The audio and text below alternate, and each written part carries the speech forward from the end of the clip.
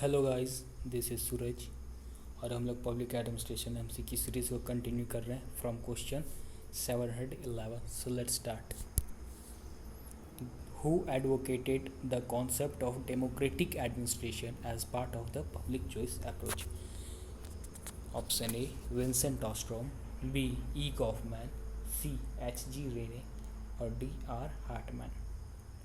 तो Vincent Ostrom advocated the concept of democratic administration as part of the public choice approach. So इस question का correct option होगा option A. Next question is here, A prismatic society was characterized by which of the following? 1. Polynormativism, 2. Nepotism, 3. Homogeneity, 4. Polyfunctionalism. Correct code को चुनना option A 1, 2 and 4, option B 1, 3 and 4, option C 2 and 3 और option D 1, 2, 3 and 4। तो इसका correct option होगा option A यानी 1, 2 and 4। So a prismatic society was characterised by polynormativism, nepotism and polyfunctionalism. So this question's correct option is option A. Next question is here, who among the following created the office of a district collector in India? India में district collector office को किसने create किया था? Option A Lord Cornwallis, B Warren Hastings, C the Royal Commission on decentralisation और D sir Charles Metcalfe. तो district collector का office India में create किया था वॉरेन हेस्टिंग्स ने। Warren Hastings created the office of a district collector in India. Next question is here, Max Weber ideal typical bureaucratic model focuses upon which of the following? Option A efficiency and rationality, B rationality and responsiveness, C responsiveness and reorganization, D motivation and goal achievement. तो जो Max Weber का ideal typical bureaucratic model था वो focus करता था efficiency and rationality में। So Max Weber ideal typical bureaucratic model focuses upon efficiency and rationality. So इस question का करेक्ट ऑप्शन होगा option A. Next question is here, among the 7 vital organs of the state यानी Saptang, which one of the following was not included by Kautilya in his Arthashastra? Kautilya ने जो सप्तांग बताए थे उनमें से कौन सा ऐसा है जो इन ऑप्शन में नहीं है? ए दंड आर्मी, बी मित्र आलय, सी जनपद टेरिटरी, डी पुरोहित। तो जो 7 वाइटल ऑर्गन्स थे सप्तांग थे अर्थशास्त्र के, कौटिल्य जी से लिखा था कौटिल्य ने, उसमें पुरोहित यानी पृष्ठ नहीं इंक्लूडेड था। सो इस क्वेश्चन का करेक्ट ऑप्शन होगा option D. Next question is here, Herbert Simon is not associated with which one of the following? Herbert Simon इनमें से किससे एसोसिएटेड नहीं थे?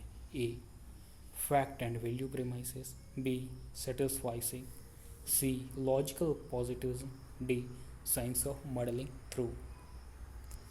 तो Herbert Simon was not associated with science of modeling through. So इस question का correct option है option D. ये जो साइंस ऑफ मॉडलिंग थ्रू था ये बुक चार्ल्स लिंडब्लूम ने लिखा था।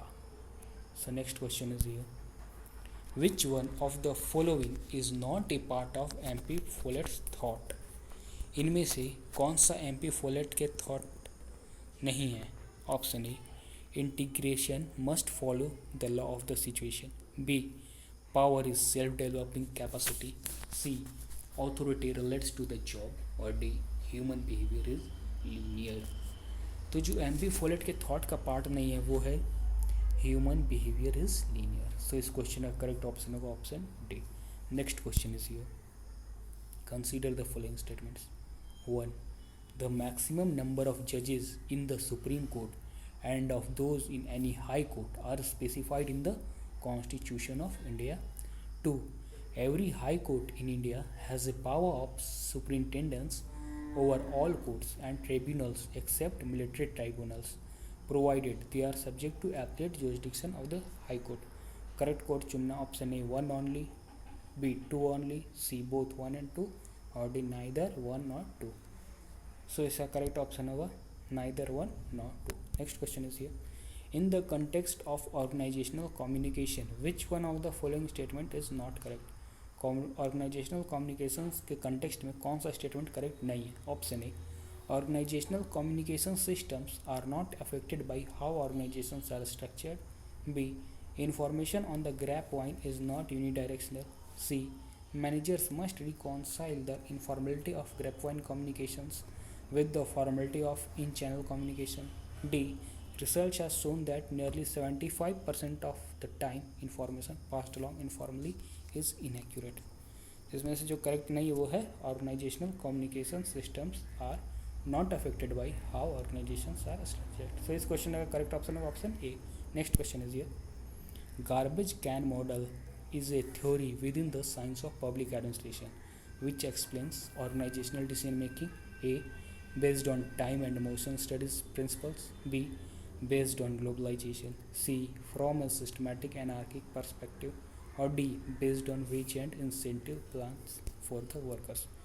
तो ये जो गार्बेज कैन मॉडल है वो garbage can model is a theory within the science of public administration explains organizational decision making as from a systematic anarchic perspective। सो इस क्वेश्चन का ये लास्ट क्वेश्चन, इस वीडियो का ये लास्ट क्वेश्चन था। आप लोगों ने अभी तक पिछली वीडियोस नहीं देखे हैं तो जरूर देखिए और आने वाले वीडियोस को भी जरूर देखिए। थैंक्स।